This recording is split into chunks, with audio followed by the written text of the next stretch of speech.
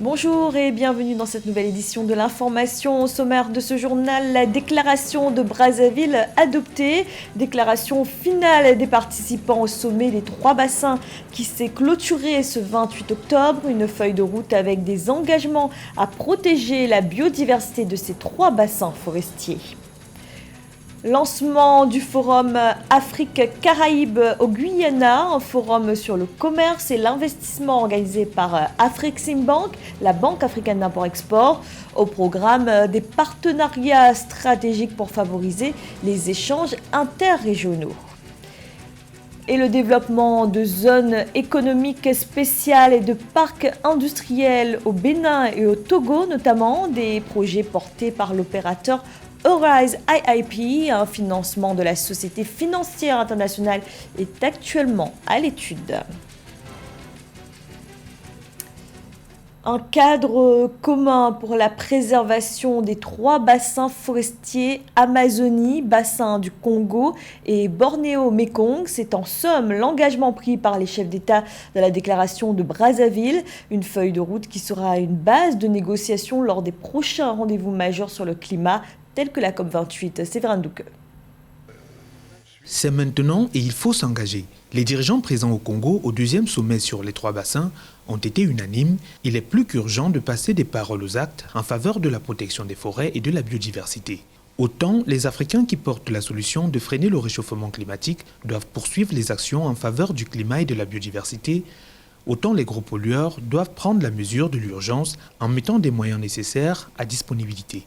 Les forêts africaines sont des actifs qui doivent générer des revenus financiers nécessaires pour financer les mesures de renforcement de la résilience planétaire. Le temps n'est plus aux promesses et aux déclarations d'intention. C'est le moment de concrétiser la mise en œuvre de la déclaration des dirigeants de Glasgow. Soit nous survivons ensemble ou nous périrons tous.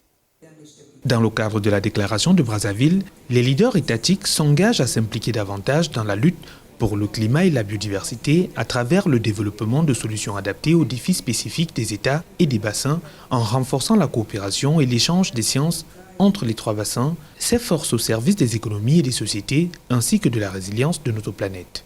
L'afforestation et le reboisement demeurent une réponse pertinente à l'accélération du changement climatique.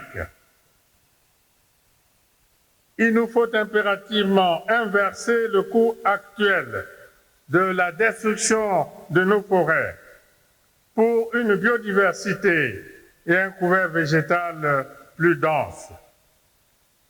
C'est la vision juste et légitime de notre combat pour l'environnement et la forêt au service de la survie de l'humanité. Le deuxième sommet sur les trois bassins, clôturé à Brazzaville le 28 octobre, s'est tenu quelques semaines seulement avant la COP28, la conférence internationale des Nations Unies sur le climat prévue à Dubaï du 30 novembre au 12 décembre 2023. Une occasion d'actionner définitivement les leviers du financement de la protection de la biodiversité et de l'environnement dans l'intérêt du continent africain. Le Kenya supprime l'obligation de visa pour tous les ressortissants africains. La mesure prendra effet dès le 1er janvier 2024. Le président kényan William Ruto en a fait l'annonce lors du récent sommet des trois bassins à Brazzaville. Il s'agit là de l'application d'une directive de l'Union africaine sur la suppression des visas à l'intérieur du continent. Pour l'heure, seuls les Seychelles, la Gambie et le Bénin ont supprimé les visas pour tous les ressortissants africains. Une libre circulation pourtant nécessaire à la mise en œuvre de la ZLECAf. Dans l'actualité également, le début de la deuxième édition du Forum Afrique-Caraïbes. L'événement a lieu cette année à Georgetown, capitale du Guyana. Organisé par Afreximbank, la Banque africaine d'import-export, sont réunis les acteurs économiques des deux régions afin de soutenir l'investissement et donner un nouvel élan aux partenariats commerciaux. Notre envoyé spécial Aïcha Mouyozame a suivi pour nous le lancement du Forum Afrique-Caraïbes. Articulé autour du thème « Créer un avenir prospère partagé », le Forum Afrique-Caraïbes sur le commerce et l'investissement vise à forger des alliances économiques entre les deux régions.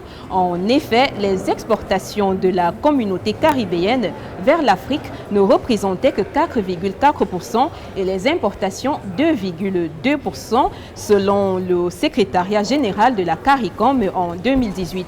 Ainsi, la zone de libre-échange continentale africaine qui combine un PIB de 3 400 milliards de dollars et le commerce des marchandises au sein du marché et l'économie unique de la communauté des Caraïbes, estimée à 2,7 milliards de dollars avant la pandémie, présente des plateformes solides pour de potentiels projets interrégionaux.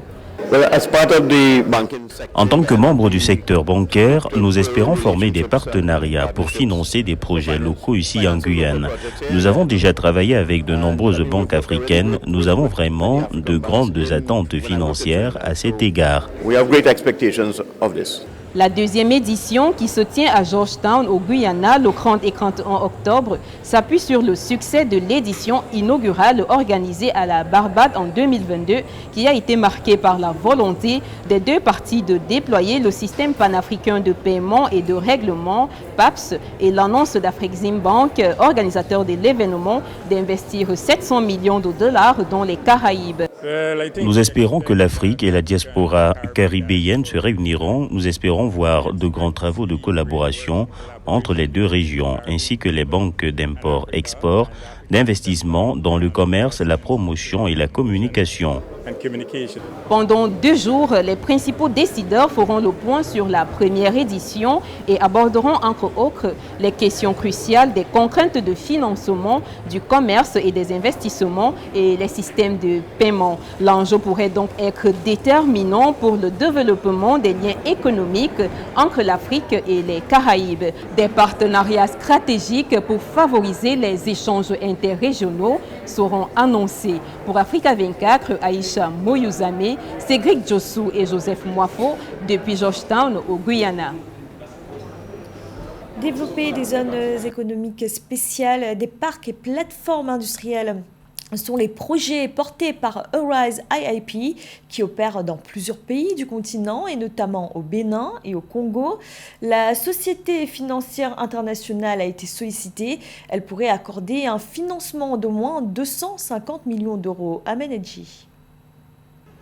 Pour soutenir le développement de 4 plateformes industrielles en Afrique, y compris au Togo et au Bénin, Arise 2IP, l'opérateur chargé du développement de la plateforme industrielle de Adeti Kopé au Togo, pourrait bénéficier d'un financement de 250 millions d'euros, soit environ 164 milliards de francs CFA. Ce projet de financement est en cours d'examen à la Société financière internationale, avec une décision attendue lors du conseil d'administration de l'organisation le 22 décembre 2023. Les projets et les initiatives comme Arise ont justement pour vocation de favoriser la transformation locale des matières premières en produits à haute valeur ajoutée. C'est ce procédé-là qui va permettre de créer de l'emploi. Et si justement un des volets de l'initiative Arise, c'est de créer des opportunités d'emploi en responsabilisant les communautés locales et en promouvant la croissance économique par le biais du développement industriel. Donc il y a à la fois un volet social mais un volet économique très très puissant.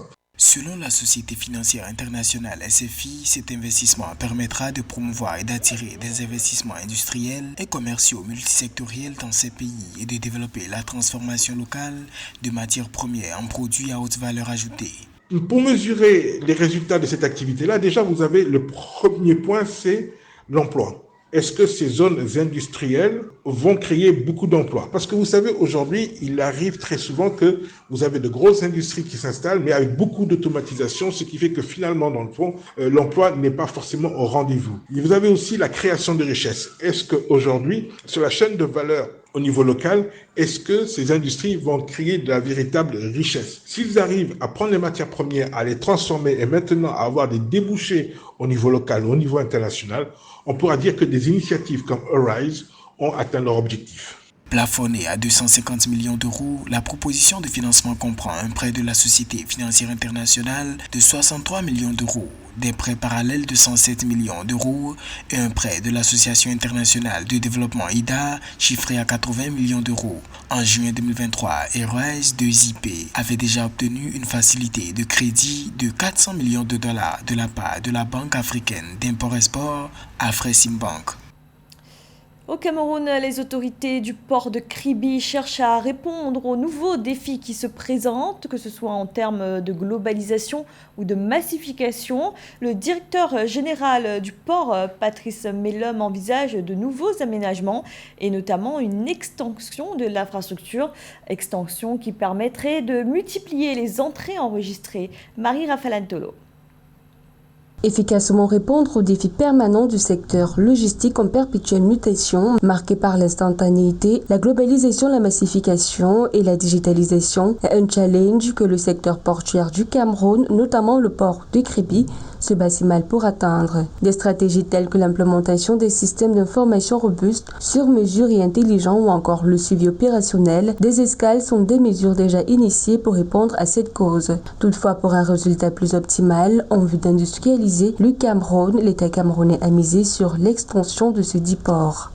Le chef de l'État attribue au port de Kribi 15 000 hectares de terrain, ce qui en fait l'un des ports les plus vastes au monde.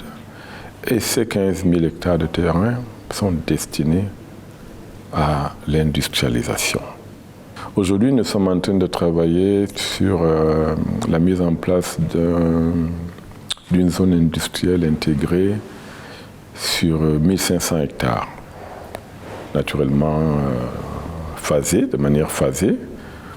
Et sur ces 1500 hectares, nous comptons développer des industries de toutes sortes, de tous genres, selon le schéma d'aménagement qui existe. 4 ans après le démarrage de ses activités commerciales en mars 2018, le port autonome de Kribi a déjà vu transiter près de 1600 navires pour un trafic global estimé à plus de 33 millions de tonnes de marchandises diverses, essentiellement grâce aux exportations de gaz naturel liquéfié. D'après Patrice Mellom, directeur général du port autonome de Kribi, seulement 1/10 des installations portuaires prévues initialement du port de Kribi est aujourd'hui sortie de terre. Ainsi, une pleine extension de ce port permettra d'industrialiser toute la ville de Kribi avec des chances d'atteindre les zones périphériques. La zone industrielle de Kribi va être, qu'on le veuille ou non, la principale zone industrielle du Cameroun. Nous attendons 50 000 emplois directs sur ces 1500 hectares. Avec un impact déjà certain sur toute l'économie de l'Afrique centrale, le port autonome de Kribi, selon le directeur général, aspire également dans les prochaines années à devenir une zone économique avec pour intérêt principal de favoriser l'accès à des infrastructures de qualité ainsi qu'à de nombreux avantages administratifs, fiscaux et douaniers. Une avancée qui, selon lui, contribuera aussi à amener le Cameroun à atteindre ses objectifs de développement à l'horizon 2035. La 15e édition du Festival de la mode et du mannequinat a refermé ses portes. C'est la ville de Cotonou au Bénin qui a accueilli l'événement du 26 au 29 octobre. Une trentaine de mannequins et créateurs du continent ont répondu présents afin de mettre en lumière une mode africaine entre tradition et modernité. Reportage de notre correspondant au Bénin, Lefti Ounou. Le Festival de la mode et du mannequinat africain FESMA a réuni à Cotonou du 26 au 29 octobre 2023, près d'une trentaine d'acteurs du secteur de la mode. Une immersion dans les coulisses des préparatifs de ce grand rendez-vous de la mode nous a permis de découvrir les réalités de la mode et du mannequinat. Une dernière séance de balance avec les mannequins s'est effectuée en vue de réussir le grand défilé. Je suis très contente d'être ici. C'est un show de mode très intéressant. Vous pouvez voir vous-même les préparatifs. Nous sommes très heureuses et nous savons que cette 15e édition est particulière. Passionné du cinéma et du mannequinat, Érudit de Berry, jeune mannequin semi-professionnel, s'apprête pour le lancement du premier défilé de la soirée de mode. Très sereine, elle fait des pauses avec ses collègues. Pour ce talent qui a de beaux jours dans le secteur de la mode, le mannequinat constitue pour elle un tremplin en vue de s'équiper pour le cinéma béninois. C'est quand même la 15e édition. Il y a beaucoup de mannequins internationaux qui sont là pour la célébration du FESMA. Donc franchement, j'ai très envie, j'ai hâte de défiler. Dans le cadre du grand défilé, 10 créateurs béninois ont révélé leur collection intitulée ACB Mode. Il s'agit de 10 tenues de l'atelier des couturiers du Bénin. Pour sa première participation, la créatrice de mode Créchesse Nukrèche, native du Congo-Brazzaville, a présenté une collection dénommée Audace. Cette jeune créatrice a à son actif 10 ans de carrière dans la mode. C'était tantôt le raffia, parce que c'est vraiment une matière noble de chez moi. Et donc j'ai voulu vraiment le mettre en avant. Vous allez voir qu'il y a des bijoux qui sont faits en raffia, il y a des vêtements qui sont faits en raffia et la collection se nomme Audace. Audace tout simplement pour dire on va oser le raffia de tous les jours, on va oser le raffia au bureau, on va oser le raffia au quotidien. La soirée de mode a été riche en couleurs avec de nobles tableaux de collection de Abbas Couture, un aile mode, couleur indigo et louveau. A noter que le Festival de la mode et du mannequinat africain FESMA a révélé près de 10 générations de mannequins, de stylistes, de chorégraphes, de directeurs artistiques et cabinistes africains. C'était le journal de la rédaction. Merci de l'avoir suivi. Retrouvez dans un instant une nouvelle édition de l'information.